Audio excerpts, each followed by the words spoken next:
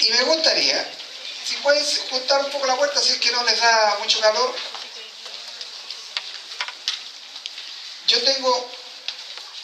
Yo me encuentro, por eso lo digo, tengo una manera muy particular de predicar. Siempre toco cosas como que parece que no tienen sentido. Pero de a poco voy introduciéndome, por eso es que les pido que pongan atención y estén atentos para lo que yo voy a exhortar. Y voy desarrollando el tema y voy introduciendo cosas que nos van llevando al pensamiento que Dios me da o al tema que Dios me da para yo poder concluir después. Quizá, a lo mejor como soy un expositor temático, no soy un expositor vivencial, secuencial. Por eso que se me hace un poco más difícil a veces de poder llevar la temática. Porque la temática me hace citar mucho la palabra de Dios. No soy tan expositor así como vivencial, entonces tengo que tener cuidado con todo lo que voy exponiendo. Por eso que yo pido de usted atención y no distracción. Sobre todo que es la palabra de Dios que vamos a predicar y vamos a exhortar para que nos edifique, porque estamos aquí el día domingo para ser exhortados y edificados en la palabra y creciendo y desarrollándonos. Padre, en el nombre del Señor Jesucristo, vamos a exponer tu palabra y queremos, Señor, ser edificados con tu palabra. Queremos ser provocados, Señor, con tu palabra a cosas más grandes, a cosas santas, a cosas que nos direccionen, siempre buscando tu rostro. En el nombre de Jesús. Amén. Y el tema que vamos a tocar hoy día está en Deuteronomio 32, 35, donde menciona la Escritura y dice que mía es la venganza. Mía es la venganza y la retribución.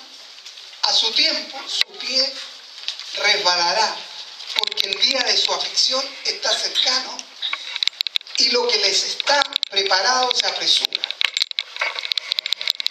Generalmente, cuando tomamos algún versículo o algún pasaje, lo entendemos intelectualmente y sabemos de qué se trata.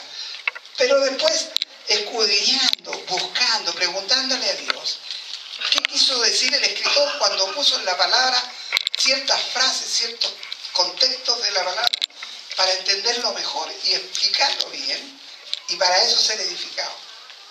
Entonces, cuando hablamos de venganza, estamos hablando de alguien que se va a cobrar por lo que a mí me hicieron, ¿cierto? Alguien me hizo mal y yo me lo tengo que cobrar.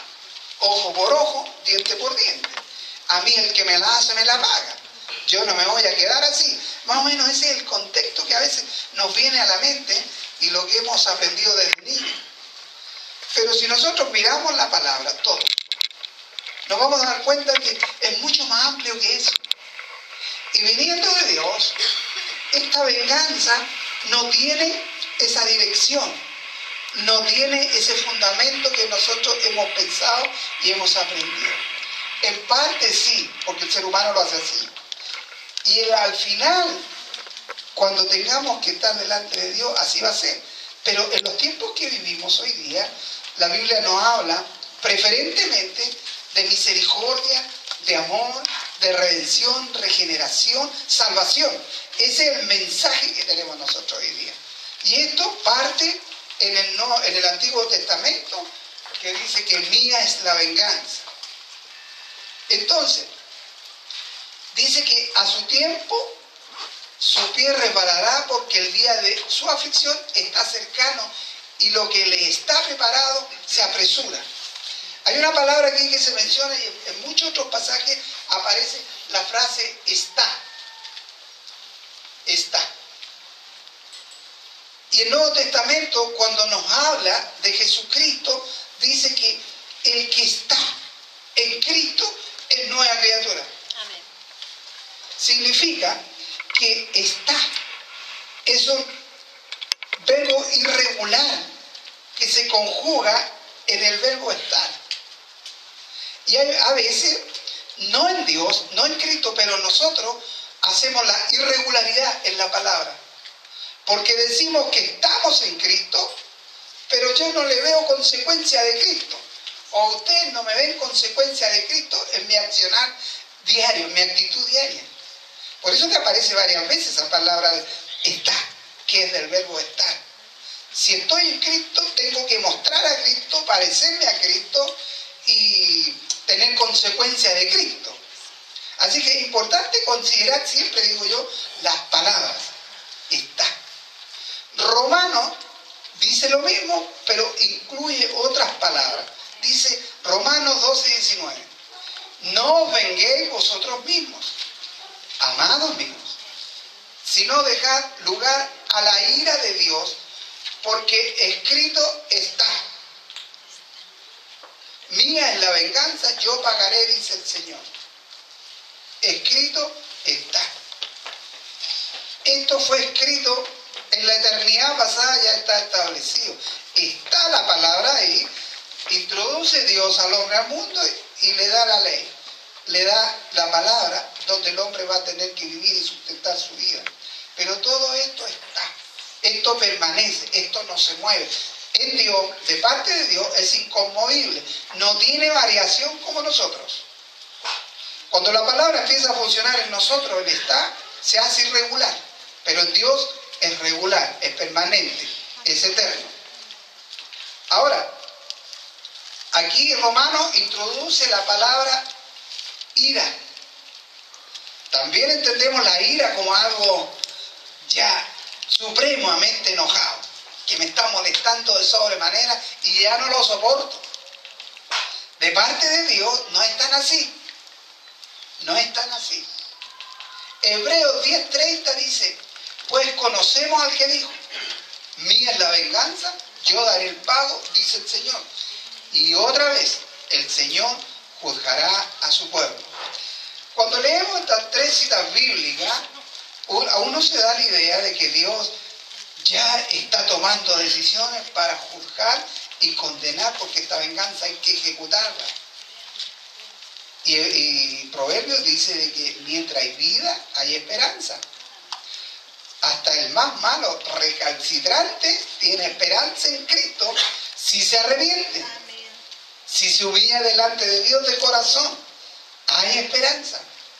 Así que cuando leemos la Escritura, la leemos con cuidado, detenidamente, y examinamos la parte que estamos leyendo con otro contexto de la Biblia, sobre todo el Nuevo Testamento, si leemos el Antiguo. Si leemos el Nuevo, vamos al Antiguo, y así podemos hacer referencia y concordancia de lo que estamos leyendo. Ahora, cuando mencionamos esto, no tiene que pensar el pecador que su maldad pasa desapercibida delante de Dios. Eso sí que no. Las cosas malas que el pecador hace, o cualquier persona, no pasa desapercibida delante de Dios. De la misma manera que Dios atesora con todo cariño las lágrimas, orábamos en delante de los suyos. Ahí lo menciona el Salmo 56:8. Dios atesora las lágrimas de los suyos. Así también guarda en reserva. Y la Biblia me dice, Él redoma. Aparecen palabras ese que nos está diciendo. Y buscaba la palabra redoma, y es una botella ancha, donde se guardan cosas, se mete líquido o moneda, lo que usted quiera poner, y con un cuello angosto, donde cae justo lo que usted quiere meter. Entonces, sus lágrimas caen en la presencia de Dios por el camino justo que es a través de Jesucristo. Y Dios las guarda, las deja ahí en reserva para contestar esas lágrimas. En redoma, quedan guardadas las cosas seguras, nadie las va a tocar, solo le pertenecen a Dios porque son sus lágrimas derramadas para que Él las consuele. Se fija cómo nos va cambiando un poco la cosa cuando vemos bien la venganza, nos va cambiando, porque Dios es un Dios de amor, es un Dios bueno en gran manera, más allá de lo que nosotros podamos pensar. Ahora, para el día de la ira, dice, estaba leyendo ahí, dice, el castigo que el propio pecador está atesorando para sí. Romanos 2:5 dice que el pecador atesora cosas para sí, para después tener que enfrentarse a Dios. Ahora, la venganza de que estamos hablando es prerrogativa de Dios, no es del hombre. La venganza y lo que la Biblia nos menciona es una cualidad exclusiva de Dios. Es una soberanía exclusiva de Dios, no es de uno. ¿Por qué? Porque Él, como juez universal, tiene la facultad de dar a cada uno su merecido. Así que no pensemos que si hacemos triquiñuelas, y aún haciéndole triquiñuelas a Dios, nosotros vamos a pasar así como colados. Dios lo sabe todo, Dios es omnisciente, omnipresente y en todo poder. Por eso, lejos de vengarnos nosotros, se nos exhorta, mire, como es Dios.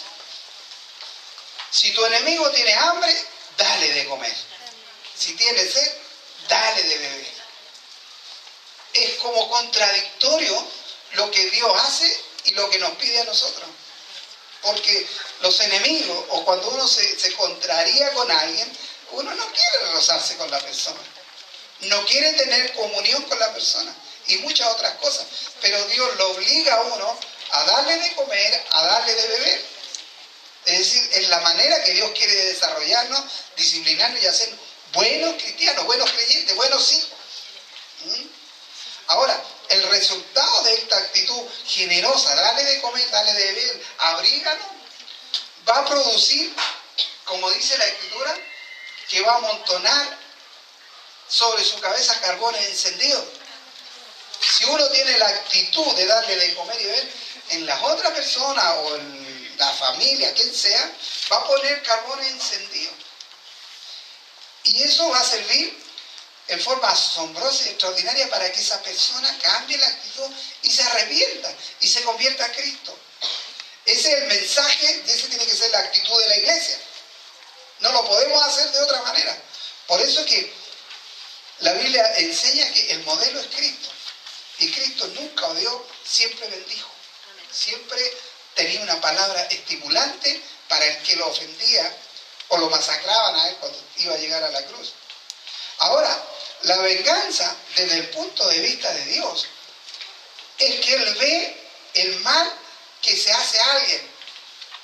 Porque cuando nos hacen mal, o nosotros hacemos mal, por omisión o por comisión, porque lo estamos haciendo conscientemente, Él viene a disciplinar, a corregir, a reprender, a reparar, así una injuria como una infamia o el daño recibido. Y eso la Biblia a veces le pone castigo. Pero el castigo a veces nos suena muy fuerte y hay que buscar sinónimos, no para ablandar lo que Dios está diciendo, sino para poderlo entender más ampliamente. Porque el castigo bíblico es disciplina, es corrección. Que uno no le gusta que lo corrijan. Y cuando Dios nos viene a corregir es porque nos quiere santos, no nos quiere incorrectos. Nos quiere que estemos funcionando a la medida de Él. Ahora, este castigo o esta reparación enmienda la ofensa recibida. Cuando uno toma la actitud y lo deja en las manos de Dios, que Él va a actuar, enmienda la ofensa en mí. Es como el perdón. Cuando uno perdona, uno soluciona y arregla el problema uno. Es probable que la otra persona no reciba el perdón y no se abuenen, pero uno enmienda en uno y soluciona el problema uno. ¿Por qué tiene que esperar que se mueva la otra parte? Uno se mueve y uno soluciona el problema. La Biblia dice, y muchos dicen que uno se libera, sí, está bien, pero ya uno soluciona el problema con el perdón. Así que hay que tener cuidado con lo que hacemos o lo que no estamos haciendo. ¿Y cómo nos va a venir la vuelta? La vuelta porque nosotros los cristianos evangélicos creemos que siempre Dios está de nuestra parte y está de nuestro lado. Dios no está de parte de nadie. Dios está de parte de todos. Porque Él ve el corazón, ve el espíritu, cómo se está comportando, y con ese se agrada a Dios. No con el que se dice evangélico o se dice cristiano. Porque hay muchos cristianos que dejan bastante que desear. Dios no se agrada de eso. Dios se agrada cristiano, el creyente genuino, auténtico. Cuando Romanos 12:19 dice, dejad lugar a la ira de Dios, la ira lo que hace provoca irritación.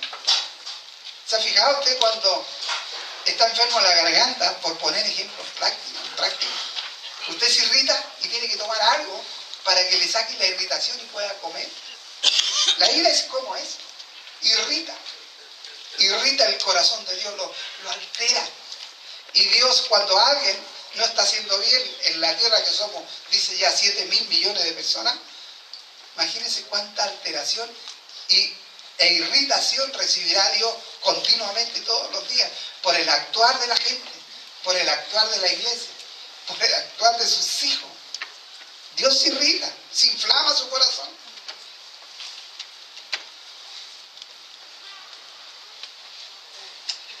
A ver, me gustaría, hermano, que buscara ahí Proverbios 15:13 y Proverbios 17:22. Si lo puede llevar a la pantalla. Pucha, hermano, lo voy a poner a predicar a usted el próximo año. Muy rápido usted. Dice, el corazón alegre hermosea el rostro, mas por el dolor del corazón el espíritu se abate. Y Dios es espíritu. Si esto nos está diciendo a nosotros el proverbio, ¿cómo se sentirá Dios cuando nosotros no estamos haciendo lo que Dios dice que se debe hacer y no nos estamos comportando como Él dice que debemos comportarnos? Se abate el espíritu. Cuando nosotros también caemos en pecado o en transgresiones, nuestro espíritu se abate. Y el de Dios también. Acuérdense que somos hechos a imagen y semejanza de Dios.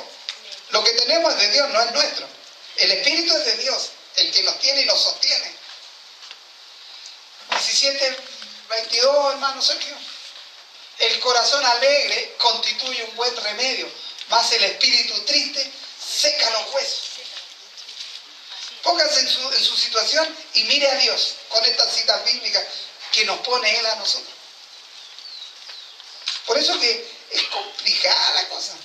Es complicada cuando hacemos relaciones y cómo nos comportamos. Esto es exhortación y edificación para la iglesia, esto. Pensando lo que siente Dios, lo que le pasa a Dios.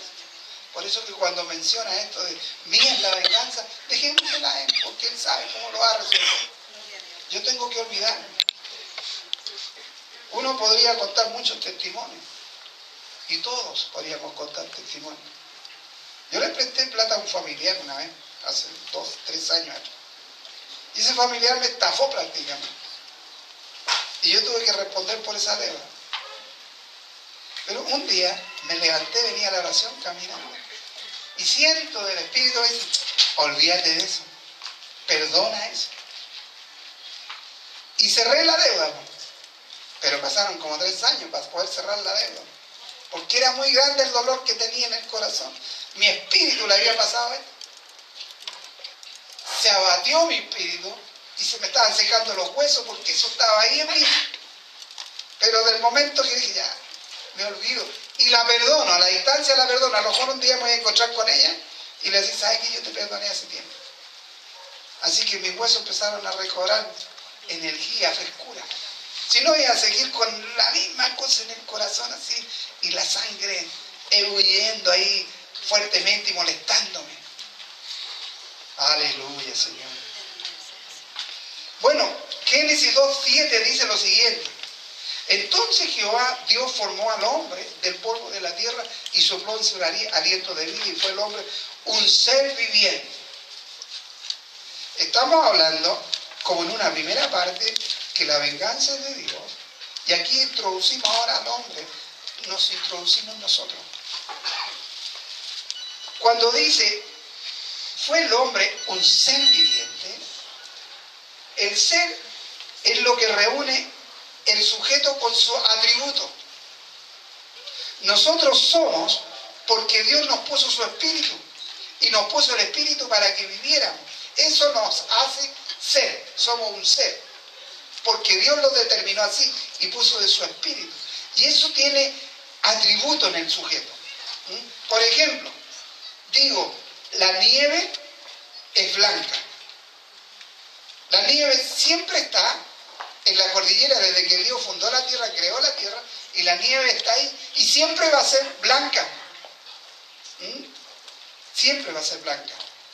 El producto, el sujeto, podríamos decir, o la cosa, es la nieve, y la blancura es el espíritu, que brilla, que nos da luz y trae agua después en el verano cuando empiezan los deshielos.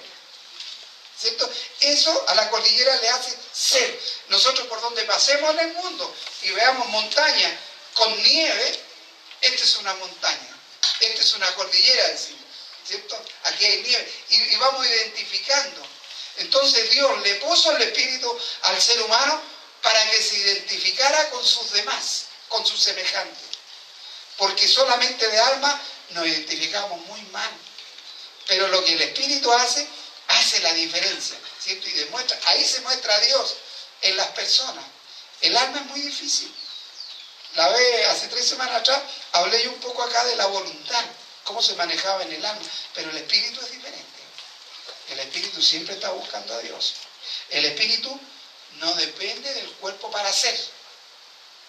Porque Dios con su palabra crea la tierra, crea el globo terráqueo, y de ese polvo forma al hombre. Pero cuando el hombre viene a ser un ser, cuando Dios le sopla y le pone el espíritu. ¿Se fijan? Vamos viendo diferencias. Vamos viendo diferencias. Lo espiritual no puede depender de los órganos materiales, de lo que nosotros tenemos en la carne, en la sangre. No puede lo espiritual depender de eso. Lo espiritual depende exclusiva y únicamente de Dios. Amén. Amén. Dígame amén. Porque el ser espiritual es la esencia misma de Dios. Entonces cuando no estamos en Cristo, eso está durmiendo, está muerto o está en reposo. Y viene Cristo a hacernos revivir en el Espíritu, nos resucita en el Espíritu para tener vida de Cristo, para tener vida de Dios, vida de Espíritu Santo. Amén. Amén. Gloria, gloria. Corintios 12:7 dice, para adelante nos dice que nos fue dado la manifestación del Espíritu para provecho. Aquí es donde empiezo a profundizar un poco lo que yo quiero que quede, porque lo otro queda, pero esto es lo que nos interesa a nosotros, cómo nosotros tenemos que ir evolucionando en esto.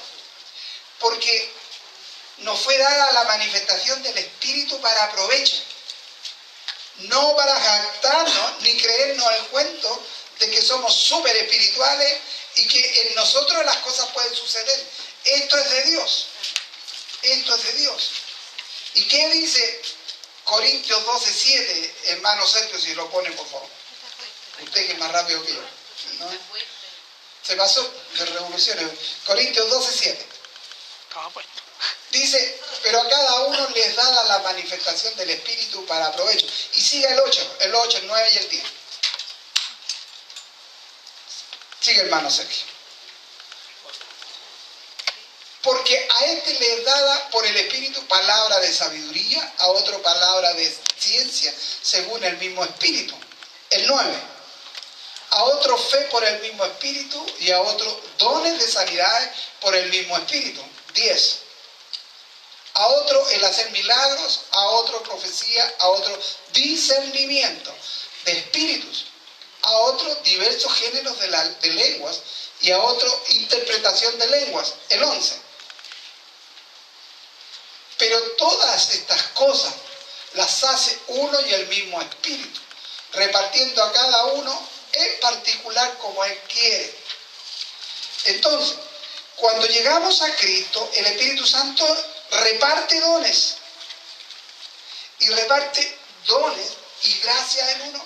¿Para qué? Para que estemos protegidos de las cosas del mundo. Para que estemos protegidos del diablo, de sus demonios. Para que estemos protegidos. Y por estos dones que Dios ha repartido, se nos va a pedir cuenta. Y los dones tienen que ver con el Espíritu. ¿Cómo los manejamos? Por ejemplo, palabra de sabiduría. Para poder comprender y entender la Biblia, primeramente. Una cosa es el conocimiento y otra cosa es comprender y discernir lo bueno de lo malo. La palabra de sabiduría. no es ser sabio porque yo sé todas las cosas, sino para comprender y discernir las cosas de Dios y las cosas exteriores del mundo. Para eso Dios nos dio la palabra de sabiduría. El don es el entendimiento. Discernimiento nos permite darnos cuenta de lo que está pasando a nuestro alrededor. Yo diciendo, algo está pasando. Esta familia, este hermano, en la iglesia, en la calle, algo está pasando. Está muy sensibilizado mi espíritu para percibir. Palabra de ciencia, que es el conocimiento exacto que Dios nos da, la que viene de Dios por inspiración. O sea, lo que dije yo hace como 3 semanas, la ciencia infusa. Esa ciencia que es inspirada por Dios. No lo sé, no lo puedo explicar, pero yo lo comprendo.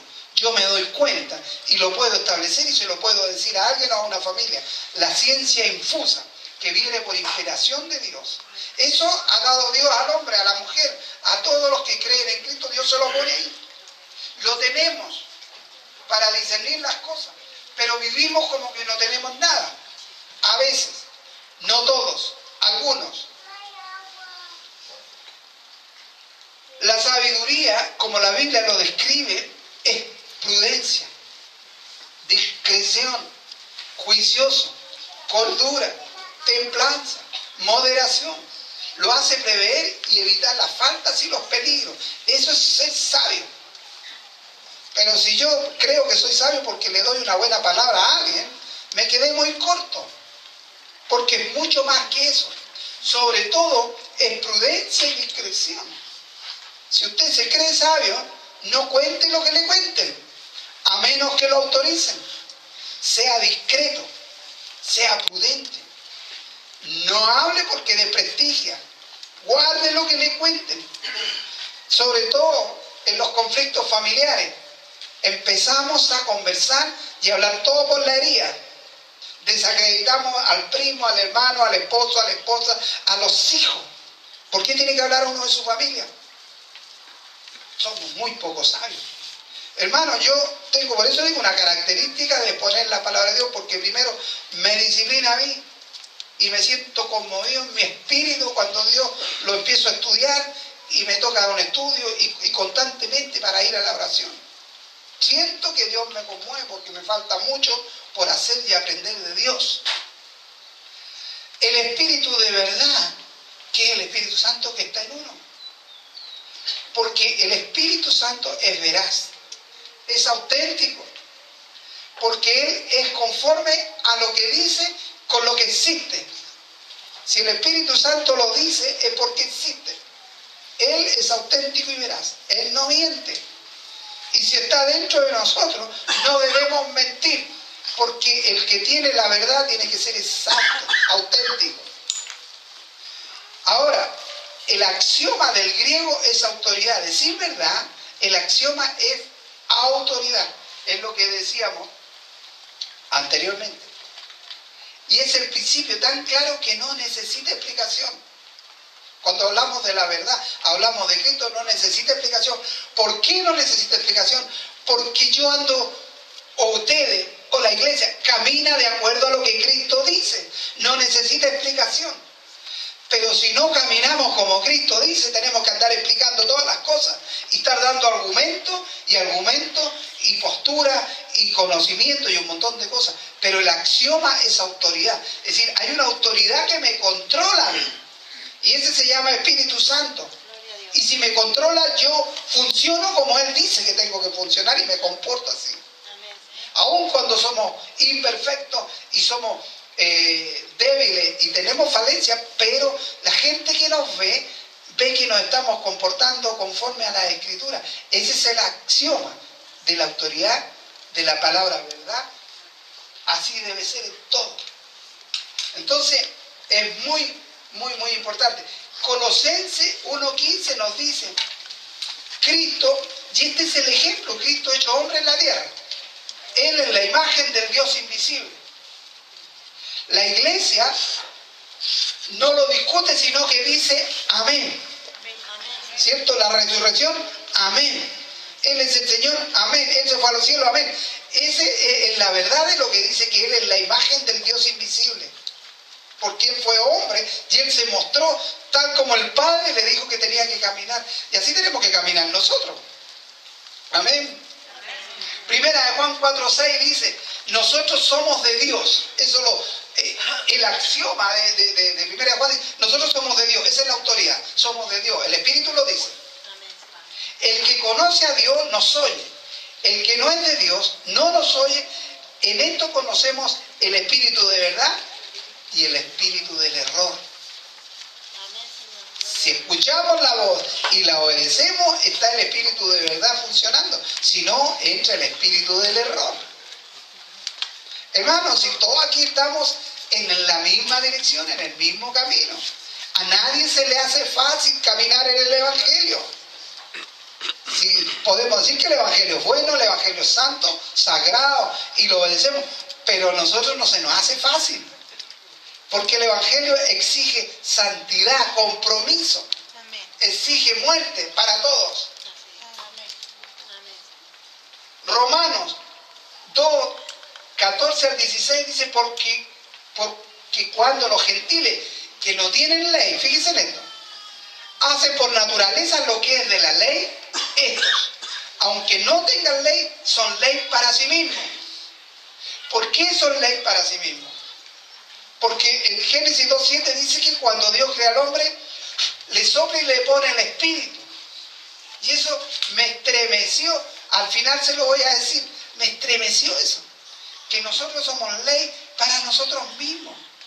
Todos. Los judíos. Aquí habla de los gentiles, pero toda la raza humana es ley para sí mismo. Versículo 15 de Romanos 2 dice, mostrando la obra de la ley escrita en sus corazones, dando testimonio su conciencia. La conciencia hemos estudiado, sabemos que es el espíritu que me redarguye. El Espíritu Santo le habla a mi espíritu, a su espíritu, y le redarguye su conciencia, su actuar, su accionar, que no está buena o sí está buena. El espíritu es la voz de la conciencia del hombre.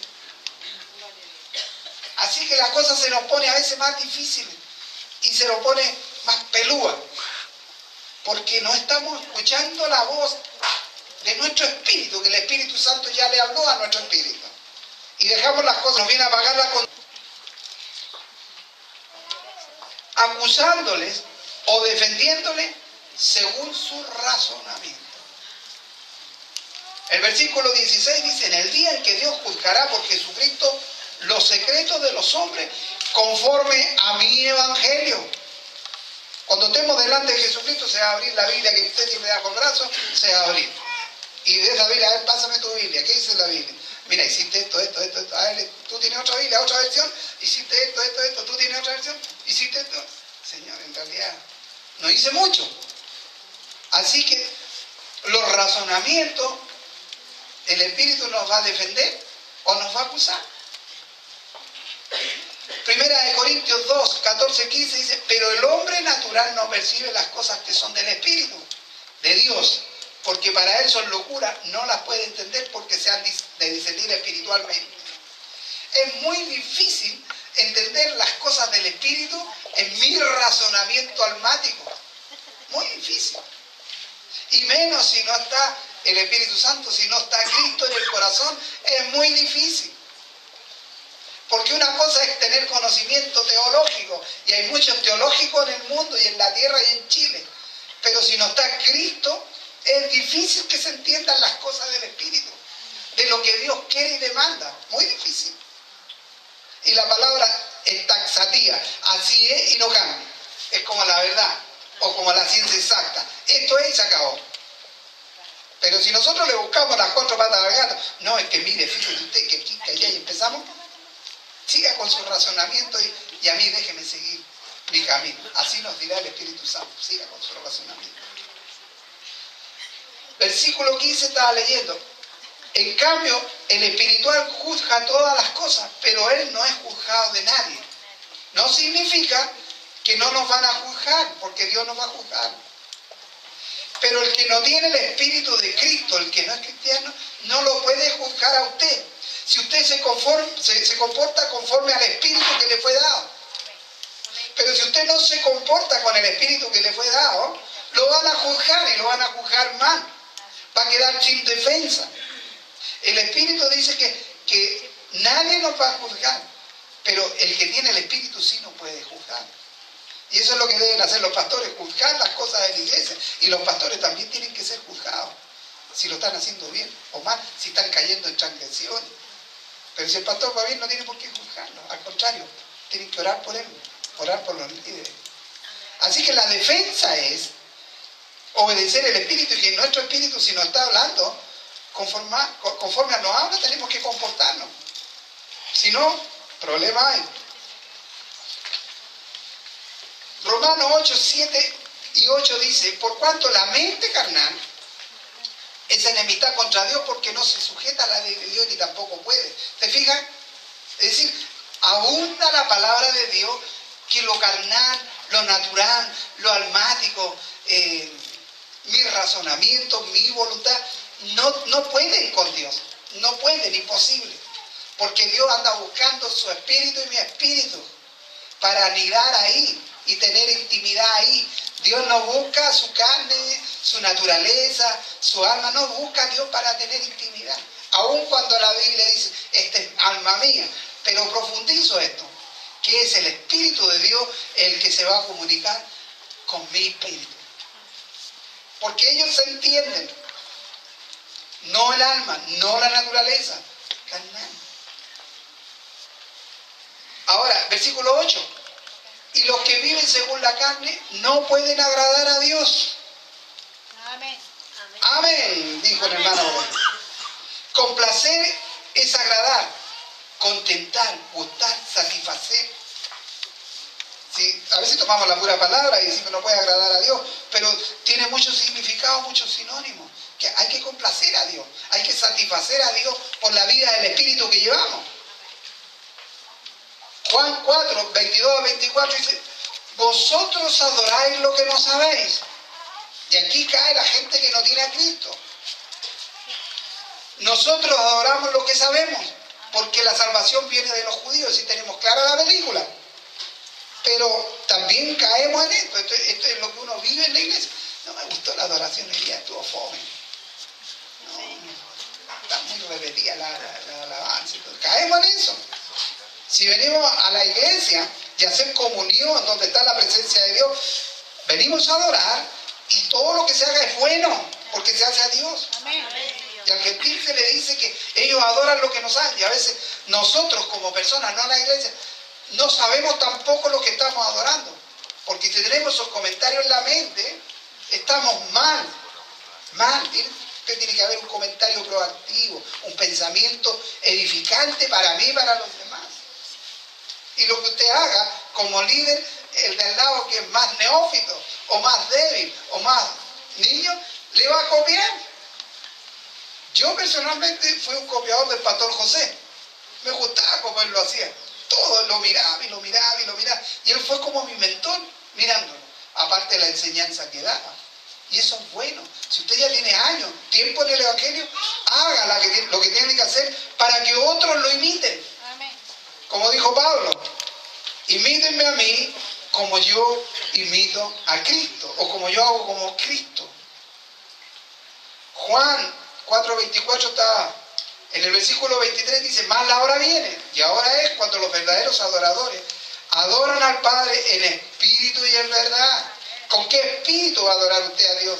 No con el Espíritu Santo, con su espíritu, porque el Espíritu ya le instruyó y le puso dones para provecho. Sabiduría, discernimiento, entendimiento, ciencia, conocimiento, verdad. Eso usted lo tiene. Entonces su espíritu debiera ser un adorador. Y el Espíritu Santo que está en usted se va a gozar con usted. Y cuando usted no sepa qué pedir, como usted está siendo completo en Él y le está obedeciendo, Él va a llevar las oraciones que usted no puede hacer o no sabe cómo hacerlas, las va a llevar a la presencia de Dios.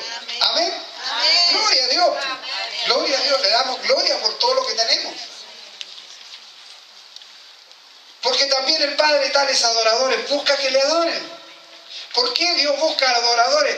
Porque en el huerto del Edén, o cuando estaba el hombre ahí, lo puso ahí, le puso su espíritu y Dios lo capacitó, le dio todo para que le adorara. Por eso lo anda buscando. Si no, Dios no lo buscaría, porque Él sabe lo que busca.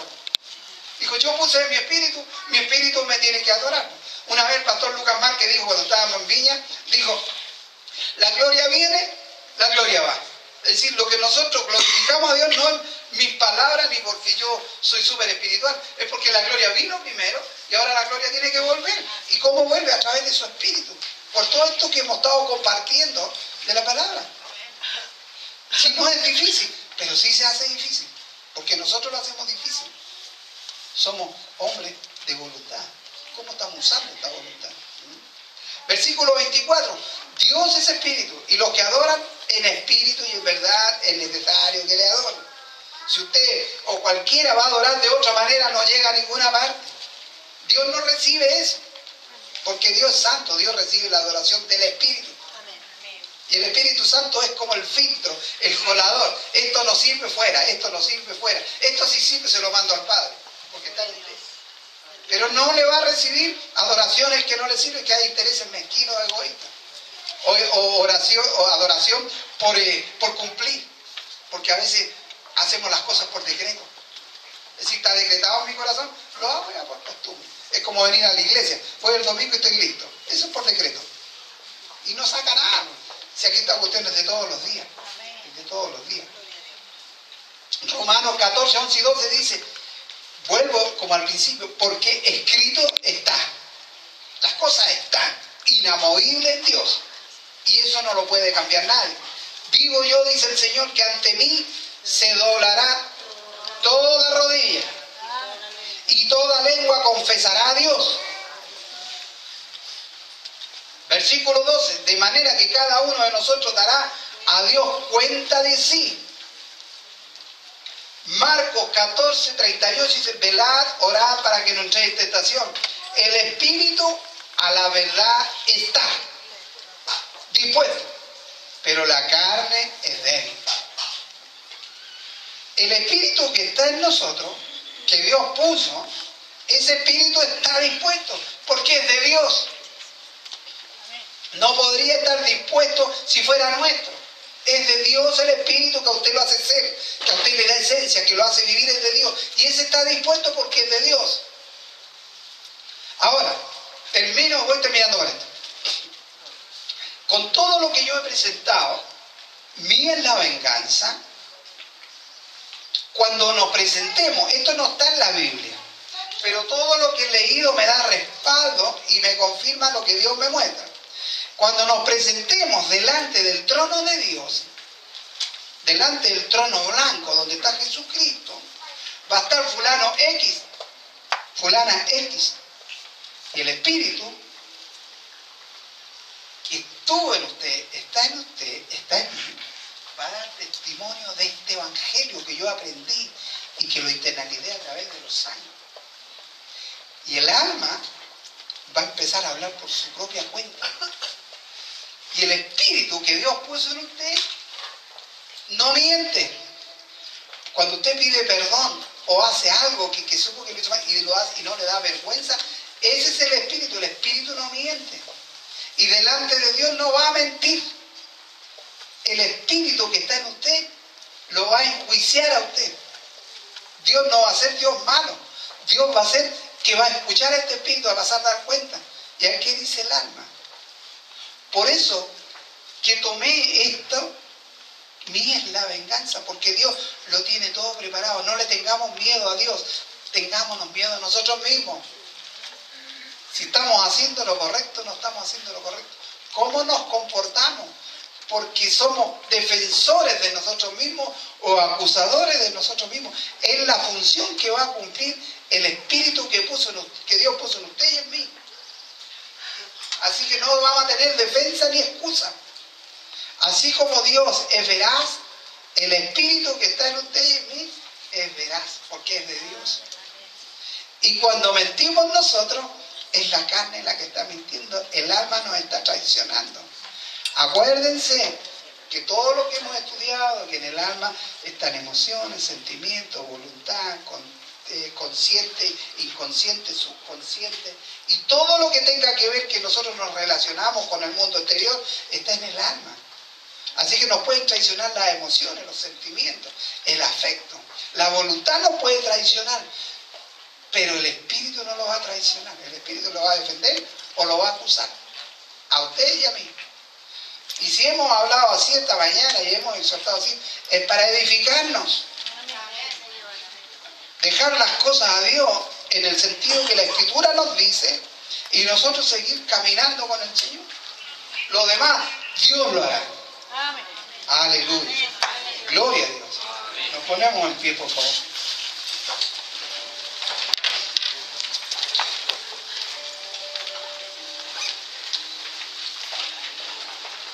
Hemos tenido una ofrenda de 44.450 pesos. Muy bien, pero bueno. Así la cosa. Igual la bendecimos, igual le damos gracias a Dios. Porque la Biblia dice que todos los que aman a Dios, todo ayuda bien, así que bendecimos a Dios por todo. ¿Cierto? Uno a veces pide, pero es Dios el que hace la cosa. Padre, en el nombre del Señor Jesucristo, oramos, bendecimos a la iglesia. Padre, cuando usted nos habla, Señor, y nos muestra su palabra cada día, es para hacernos crecer. Y la santidad, Señor, tiene un precio. La santidad tiene un costo. Y nosotros, Señor, lo entendemos, lo comprendemos. Pero queremos vivir, Señor, la santidad. Queremos vivir el compromiso del Espíritu. Con tu ayuda, Señor, cada día. Padre, muchas cosas las hacemos bien, pero hay otras que no las hacemos tan bien. Por eso que clamamos, Señor, en su presencia. Y pedimos, Señor, que el Espíritu Santo nos fortalezca, nos ayude. Como dice la Escritura, en nuestras debilidades, en nuestras falencias. Padre, declaramos, Señor, que la carne nos limita a veces. Y la voluntad, Señor, siempre decimos que sea tu voluntad, pero tengo una voluntad que usted ha puesto en mi vida y en la vida de la iglesia. Y esa tiene que accionarse. Tiene que funcionar, Padre, en la obediencia de Cristo. Porque nos resulta fácil decir que se haga la voluntad suya. Y si nosotros no hacemos lo que tenemos y lo que se nos demanda, Padre, no hay voluntad que valga. Usted funciona con el hombre, Señor, y lo ha capacitado. Y ha puesto todos los recursos, divinos, naturales, humanos, para que funcionemos, Señor, conforme a la palabra nos demanda. Oramos en el nombre de Jesús. Bendecimos su nombre, glorificamos su presencia en medio nuestro. Y bendecimos a la iglesia, Señor. Porque la iglesia es su cuerpo, es su iglesia amada. Es la iglesia que usted vino a establecer y que usted viene a buscar. Y la iglesia es de bendición. La iglesia es de propósito. La iglesia, Señor, es santa. La iglesia es la que sacrifica y va por todo el mundo predicando el Evangelio. Por eso, Señor, pedimos una bendición. Reconociendo quiénes somos, Señor, en Cristo. Oramos en el nombre de Jesús. Y dejamos todas las cosas en tus manos, Padre.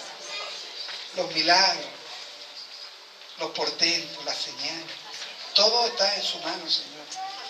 Y nosotros oramos en el nombre de Jesús para que todo eso se produzca en la tierra, se produzca en los hermanos, en la gente. Tenemos que considerar a las personas porque son nuestros prójimos. Y tenemos que ser, Señor, cada día motivados, apasionados, Padre, por el prójimo. Aún nos guste o nos desagrade, tenemos que apasionarnos, Señor.